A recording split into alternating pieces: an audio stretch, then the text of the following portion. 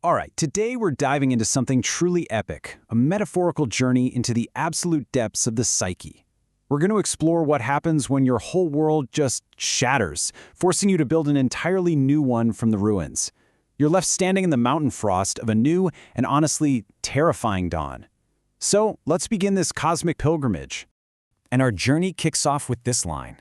Wow. This isn't an ending, not at all. It's that first, raw scream of a brand new beginning. Just imagine it. Everything you thought was real is just gone. Poof. And in that emptiness, there's no GPS, no one to ask for directions. It's just you. You have to draw the map from scratch. So you might be wondering, how did we even get here, to this void? Well, that's what this first part is all about. It's about a destruction, a really violent one, but a necessary one. We got to look at the wreckage before we can understand the new structure being built on top of it. The text we're exploring calls this moment the 13th hour. I love that. It's like a time that's not supposed to exist. The old clock, that familiar ticking of rules and routines, it hasn't just slowed down, it's shattered. It's gone completely silent. This isn't just a little shift. We're talking about the total end of one world and the very beginning of a completely new, uncharted life. And this is what got left behind. A prison, but a really comfortable one. A prison disguised as a sanctuary. You know, the Gilded Cage. It was safe, it was predictable, but it was built on an architecture of stagnation. Nothing could really grow there. And now, that whole comfortable abbey has turned into a statuary of salt. Just a cold, lifeless monument to a past you can absolutely never go back to.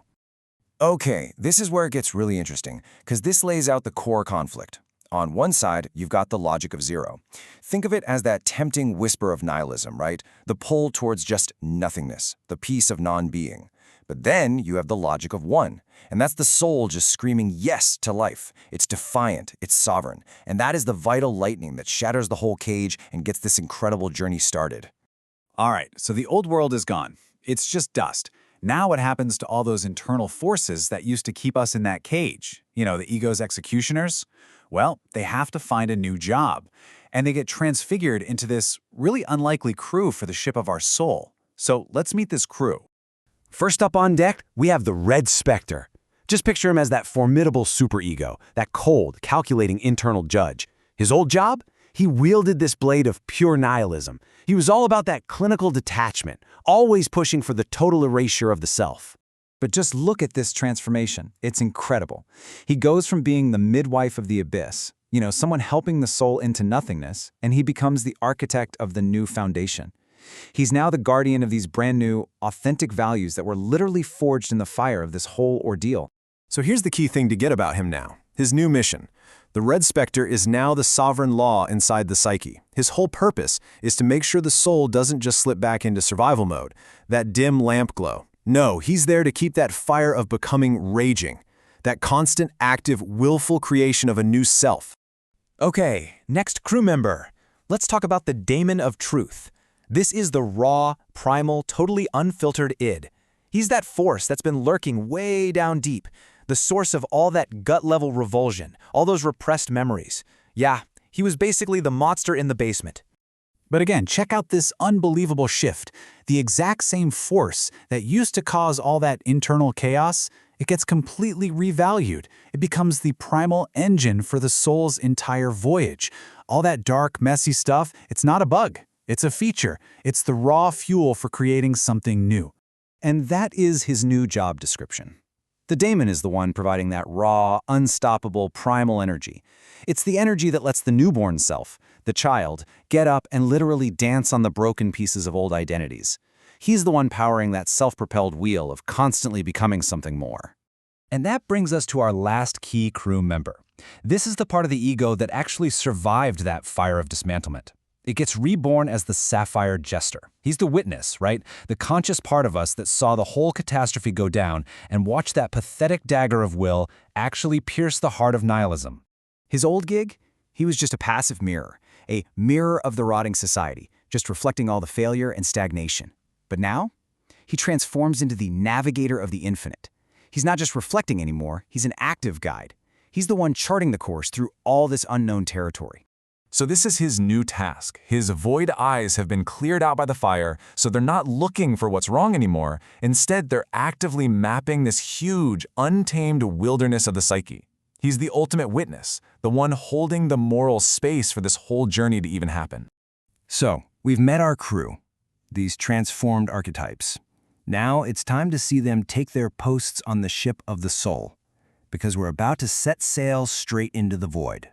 And here it is, the whole setup. Our ship's engine? That's the thrumming primal energy of the daemon. Who's at the helm? That's the Red Spectre, our navigator, steering by that new sovereign law. And the map?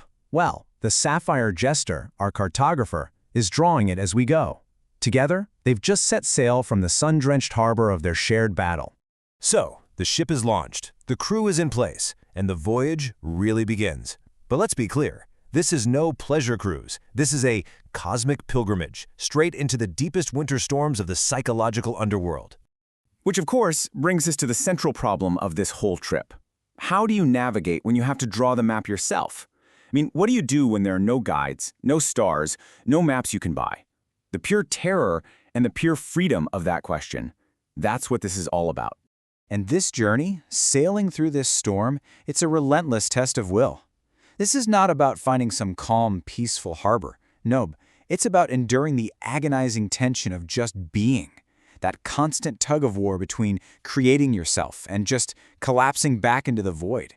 It's about embracing that eternal recurrence of your own sovereign choice to exist. So what's the point of this whole storm then? It's to achieve what the text calls a transvaluation of light. And this is so cool. It's not about being destroyed. It's more like an eclipse of identity. It's that moment where the soul finally stops looking for an external sun to guide it and realizes it can generate its own light, its own meaning. And this leads us to the final leg of our journey. It's time to think about the destination of this whole cosmic pilgrimage. What's the deep truth that it's all been leading to? And here's the ultimate payoff. Those archetypes, the ones who used to be enemies, fighting each other, they're now bound together as star friendships. That original catastrophe, the thing that tore the old self to pieces, it turns out that was the Big Bang that created a brand new constellation inside the soul. The separation was actually a birth. This quote just says it all, doesn't it? Nothing truly dies where one chooses to grow. It's the final, beautiful triumph of the logic of one. The abyss didn't win. It got turned into a forge. It proves that when a soul truly chooses to become, no part of it is ever lost. It's just recreated. And so, we're going to end by turning this whole epic journey right back around to you. We saw how the Wanderer's simple yes kicked off this entire transformation. So the real question to leave you with is, what's the vital lightning in your life? What sovereign choice is just waiting there, ready to shatter your own gilded cage?